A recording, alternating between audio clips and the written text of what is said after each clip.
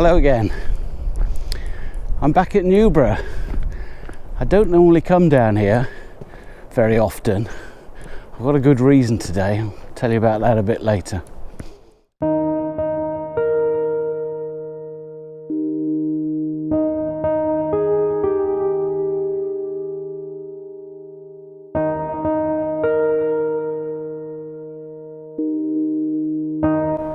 So I've walked down through the forest, heading to Llanddwyn Island, and I don't have a composition in mind at all.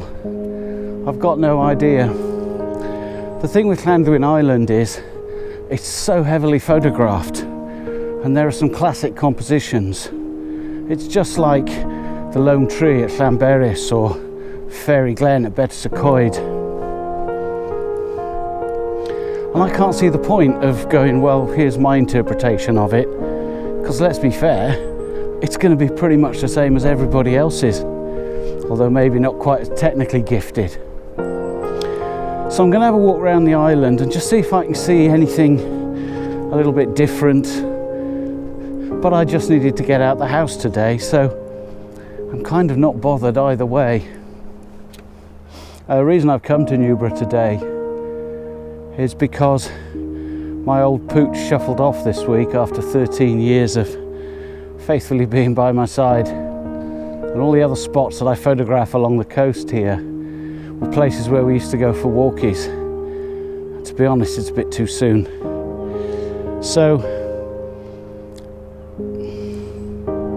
as it happens, I took the camera out last weekend when we were at Ross Niger, and I got this picture.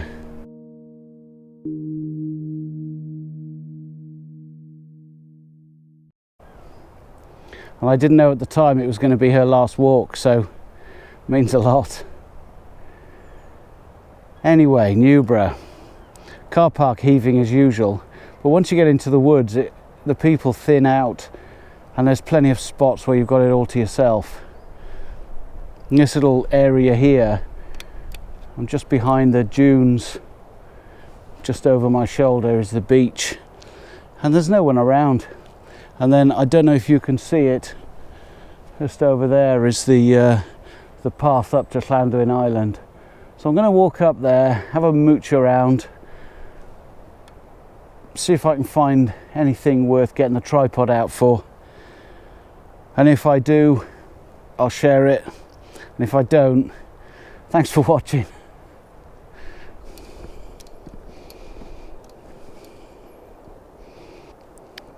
I'm the human equivalent of a caravan on a B road.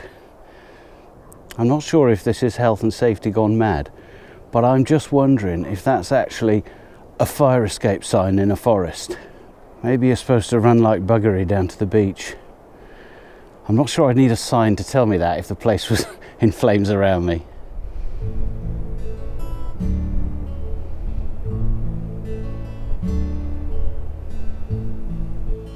It's a bloody long walk to the island. Time for a coffee break. I was supposed to be here for a photography workshop today with the fabulous Carl Holtby. Unfortunately, his car broke down on the way, so it's been postponed. Sod's law, when he does manage to get down here, it'll be tipping down and blowing a force 10. But one of my fellow vloggers said recently, it sort of doesn't matter if you get a picture, it's just about being on the beach. Mind you, there are loads of people here with dogs, and it seems so strange being here without Chumpy.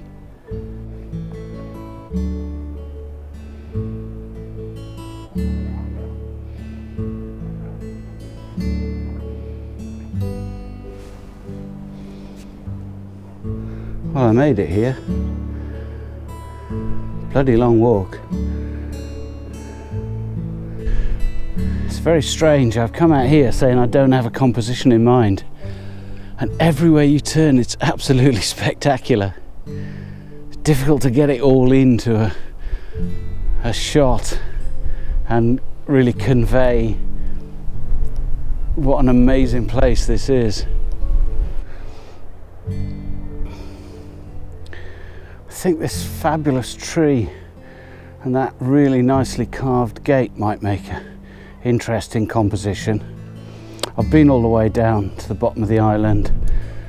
Lighthouses, pilot cottages, all the usual touristy guff that are great subjects, but they have been done to death. So I quite like this little quiet spot. I need to get a composition that doesn't include that public information sign, but I'm going to get set up and see if we can find something. And the light is now getting quite interesting. I'd forgotten, of course, the sun sets so early this time of year. I probably haven't got long before it dips down behind the rest of the island. So let's get cracking and see what happens. Okay, so I'm all set up. I had to wait for some trippers to come down through the gate and then shout at them to get them to bloody close it after themselves. Ignorant buggers. Anyway,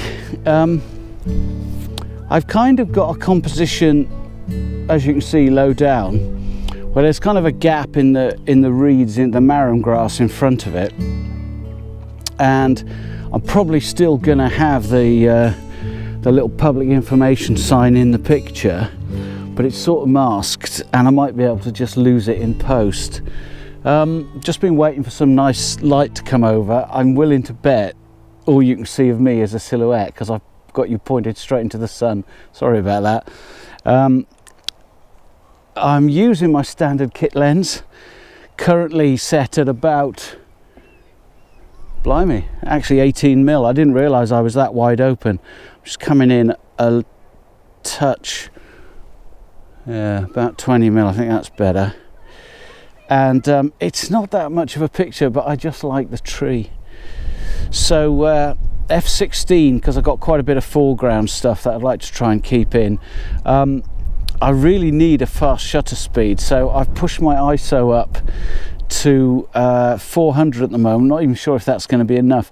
I must admit, I don't really have this kind of must use the lowest ISO at all costs fetish that some photographers have. I find that if I shoot even at 500, 640 ISO, I don't have a problem with noise. I find that if there's a little bit, Lightroom will tidy it up for me quite nicely. So I'd rather be more creative with my shutter speed to make sure that all this marram grass that's blowing around is actually is not blurred in the picture. So in fact, I'm just going to take the ISO up a little bit more, and 640, it's given me a 3/20th. Let's take a test shot, and as usual, can't see a damn thing. I have to get in really close. Yeah, I'm really happy with the depth of field on that. That's nice and sharp. f/16, no need for focus stacking. I just slightly recomposed it. I've got the tree completely filling the frame. In fact, I've got the tree going out of frame. Oh, now I've got light. I've also got a lens full of trippers.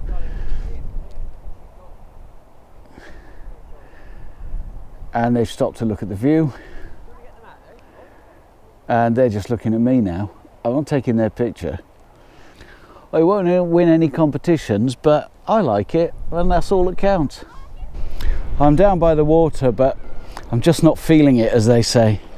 It's a truly idyllic spot, but there's just nothing that really grabs the eye. So I've made an executive decision. I'm going to walk back through the forest. I'm going to put my 35mm prime on. I'm just going to go handheld and see what I see. So it's kind of, I've set myself a challenge.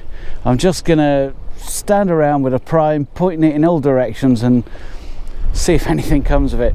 It's an absolutely lovely lens, a 35mm 1.8G, cheap as chips. Actually, the only lens apart from the kit lens that came with a camera that I've bought brand new. I absolutely love it in the right circumstances. I'm going to stick it on now. I'm not going to put a polarizer on.